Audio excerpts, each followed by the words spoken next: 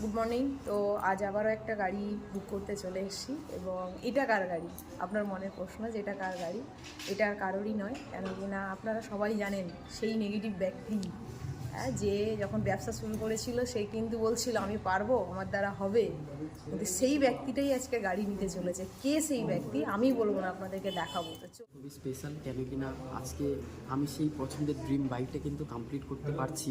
এবং যে ইন্ডাস্ট্রি নিয়ে আমি প্রথম থেকে প্রচুর পরিমাণে নেগেটিভিটি ছিলাম এবং সেই জিনিসটা পুরোপুরি কমপ্লিট করতে পেরেছি এই ইন্ডাস্ট্রির জন্য। এবং যেই ইন্ডাস্ট্রি আমার কাছে আমার পছন্দের বাইক এনে দিচ্ছে, যেটা হচ্ছে হর্নেট 125।